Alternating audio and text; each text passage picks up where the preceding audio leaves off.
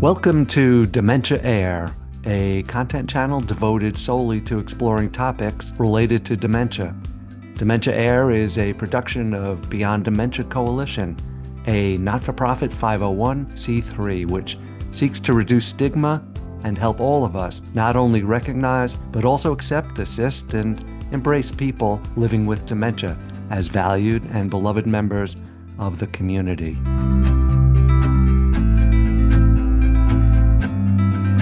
See the person beyond the disease.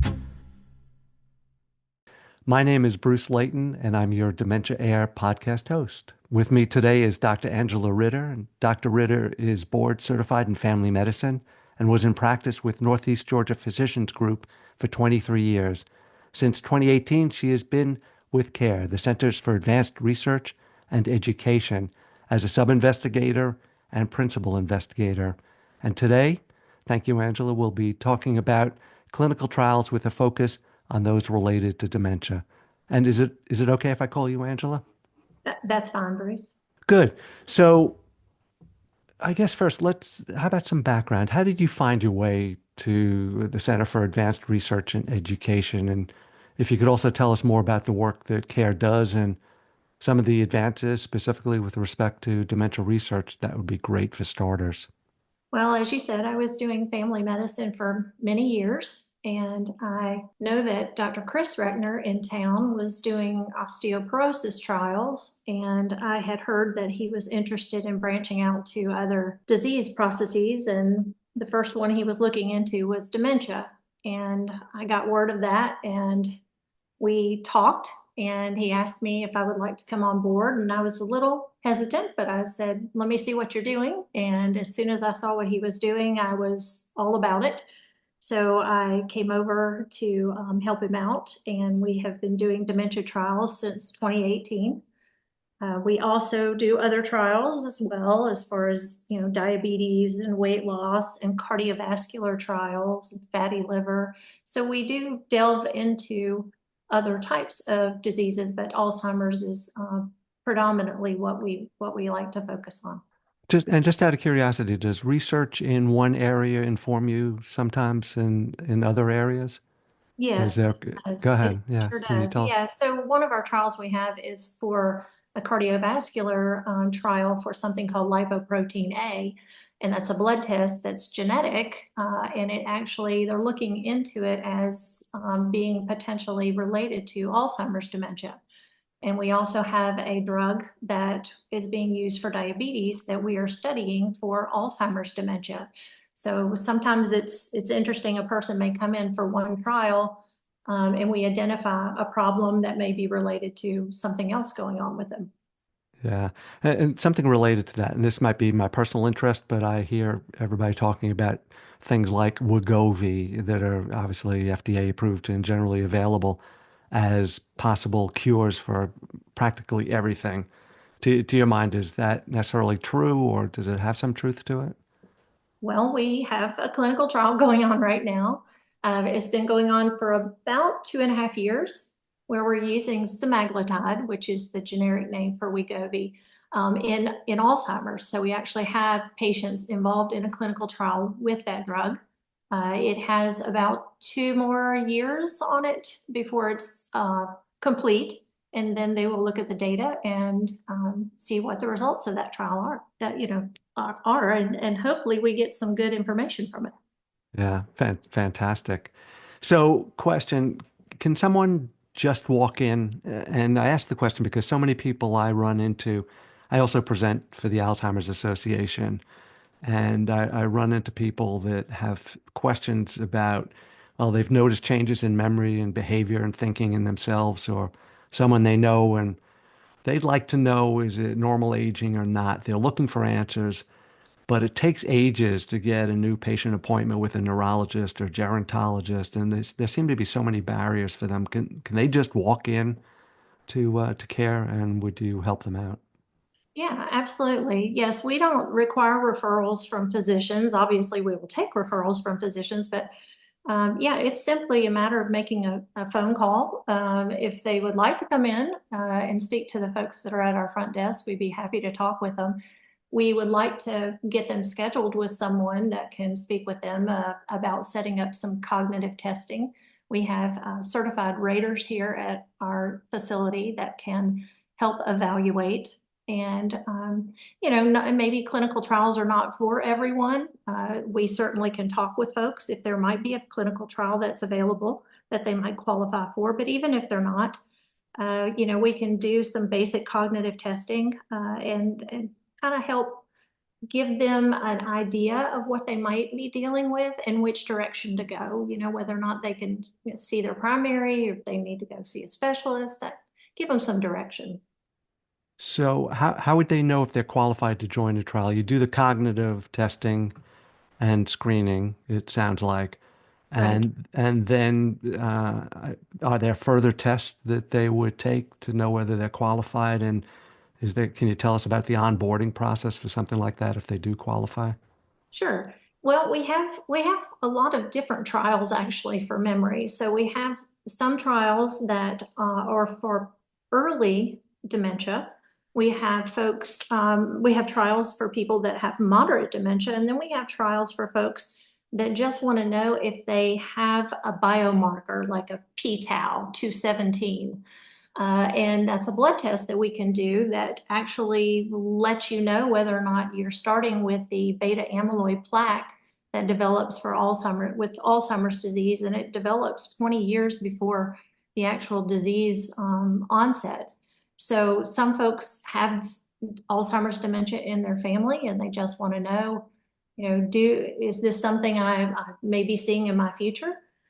So for those folks, we don't really need a cognitive test. Those folks come in, we give them a consent form. We talk about the trial and basically say, if you're interested in having your blood drawn and know about this blood test, you can have your blood drawn and we'll give you the results.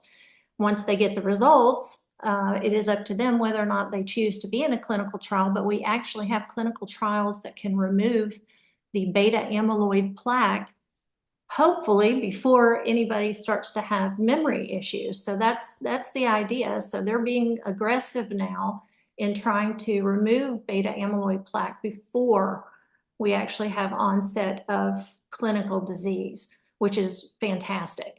So we It's have that group of people, and then we have another group of people that actually are starting to notice a little bit of maybe some possible memory issues. And again, they can come in, have the blood test, and there may be some cognitive testing with that as well. So it varies. We actually have an oral medication that we're using for mild dementia that actually is a neuro anti-inflammatory. So it reduces inflammation in the brain. So some people may be not a candidate for removing the plaque from the brain because maybe they're on a blood thinner, or maybe they've been told their memory is too bad at this point. So there are other options like neuro anti-inflammatories or glucose metabolism drugs, or various things that may not, be an option necessarily at your neurologist's office. And these are in addition to medications that your primary or your neurologist could give you, like Aricept and Namenda and those type of medications. So most of our trials, they allow the patient to be on those medications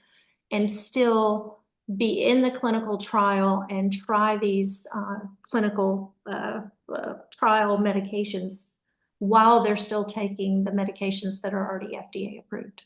so the the early detection is fascinating to me Mhm. because from what I understand, the clinical onset can happen 10 years before symptoms show.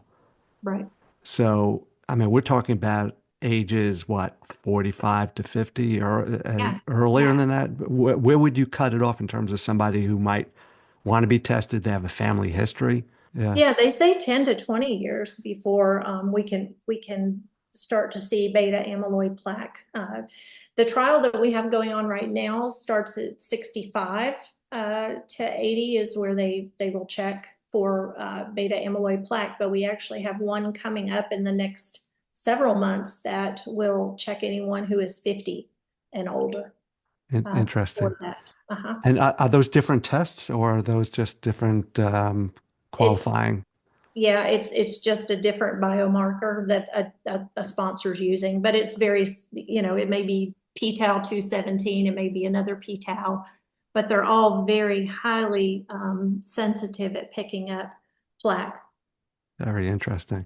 Yes. And at the other end of the spectrum, I heard you have tests that you're running on drugs that can remove plaque. So we were always told when we're giving presentations that it's so important to have early detection.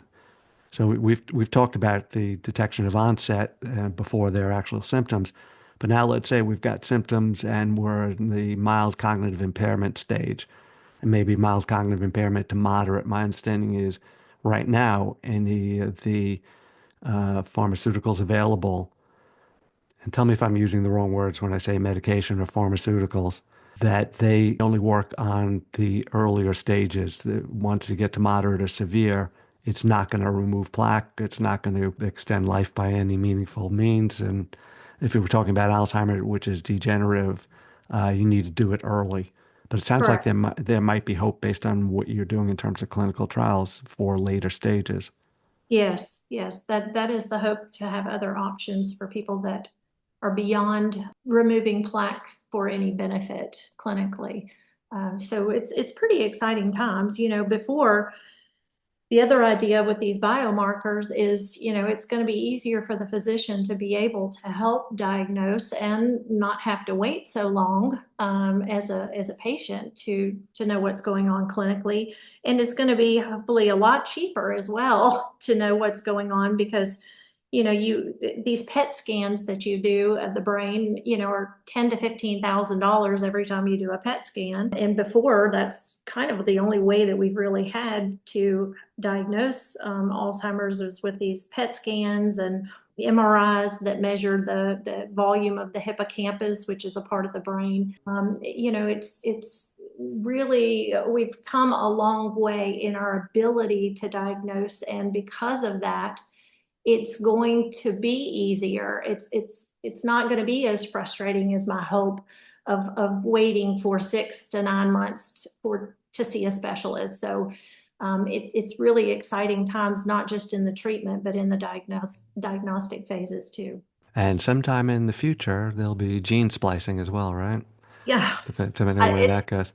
yeah, it's crazy. I'm so excited. And Bruce, to let you know too, we do not take insurance at CARE. Everything that we do here is free of charge. We don't have anyone that has to show us an insurance card. The blood work that we do, PET scans, MRIs, bone densities, whatever we're doing, because we do osteoporosis trials too. We do it, the sponsor that provides the pharmaceutical drugs in the clinical trials, they're the ones that cover our cost. So it's nice that we don't have to pass any cost on to the patient. And some of these folks that are getting the medication are theoretically getting $150,000 worth of treatment for free. Yeah. So it's really a win-win. And, most of the folks that are involved in these clinical trials, they're very happy to be participating because they know that they're contributing. So not only are they possibly getting help for themselves, but they're helping, the future of treatment for the disease itself, and maybe even their own family member, who knows. Thank you for that. Question for you in terms of counseling somebody. When you talk about how do you complement what's available through a pharmaceutical regimen, do you talk about healthy living and what that means for brain and body and to Yes. remain mentally and socially active? And well, you know the rest, right? So it sounds like I'm you're ready to respond. So Yeah, can yeah. you? No, I'm sorry, Bruce. You can tell I'm passionate about this. My mom and my grandmother both had Alzheimer's, so anytime I get a chance Oh, to talk, it's really hard to shut me up on this topic. I'm I got sorry. it. I hear you. No, I hear you. Thank you for that. I appreciate it.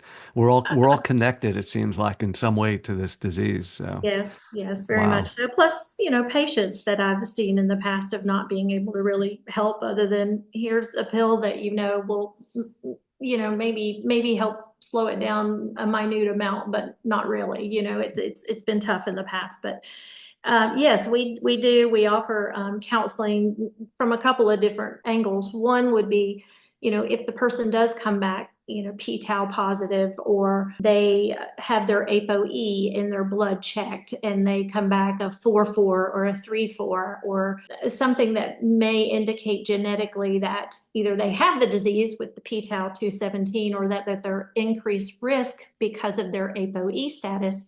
We do talk with them about that, about what does that mean for the future, because there are people, that we don't want them to walk out of here saying, well, I'm doomed, and to be looking at things, we want to flip it and tell them, look, you're in a good place. I want you to see what's going on here, and how everyone is now focusing on a disease that has really not been given a fair shake as far as research in the past, in my opinion. We also do a lot of counseling, as you said, in regards to how, we're doing our part here as scientists, to try to find a cure, but we still need the patient to do their part at home, and the caregiver and the spouse or whomever's with them. And it's going to be things from staying socially active and making sure they're getting a good diet, something similar to the Mediterranean diet with fruit and veggies, and just a good all-around diet, getting exercise, managing their stress. And then one important thing I always tell the patient is try to learn something new.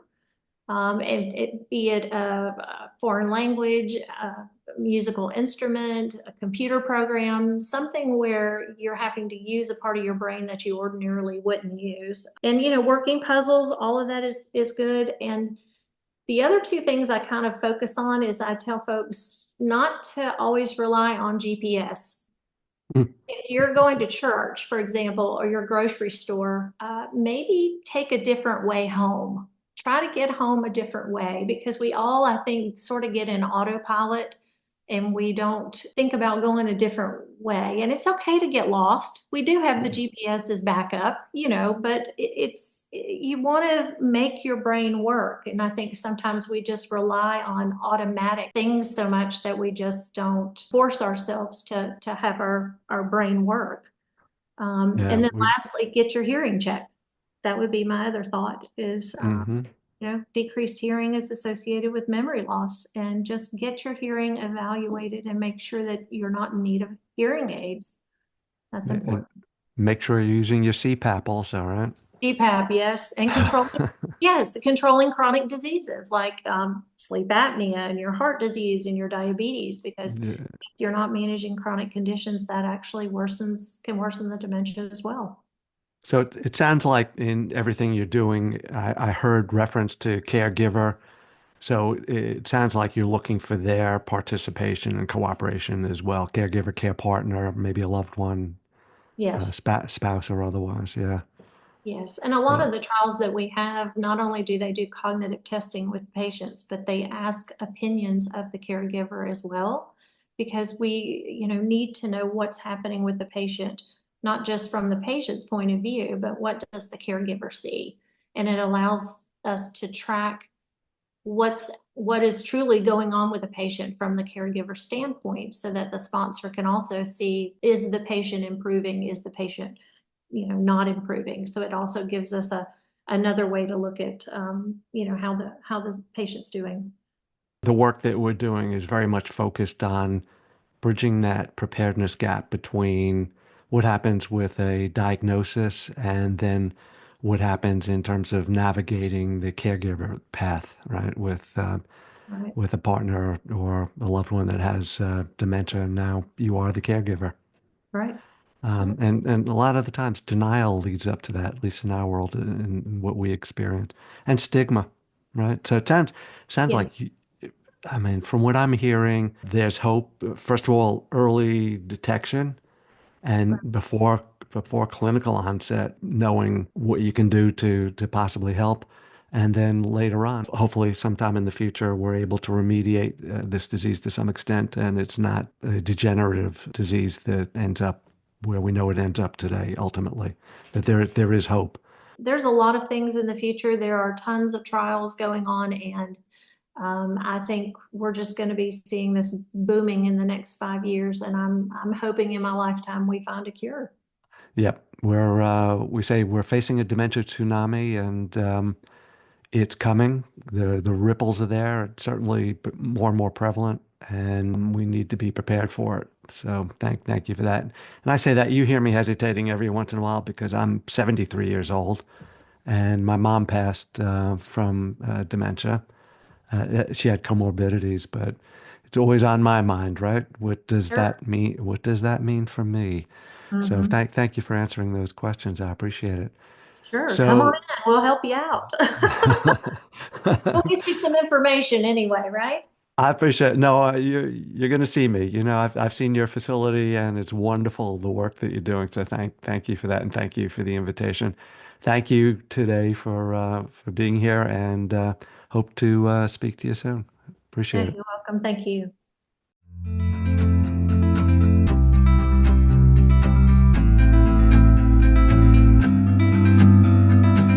Beyond Dementia Coalition is on a quest to close the dementia preparedness gap we face. To get there, we sure could use your support as a donor or a volunteer. To get involved, please go to beyonddementiacoalition.org. All donations are tax deductible, and be sure to subscribe to our mailing list to receive our monthly newsletter in your inbox, where we'll share new podcasts, fact sheets, webinars, blogs, and other dementia-related content. This is Dementia Air. See the person beyond the disease.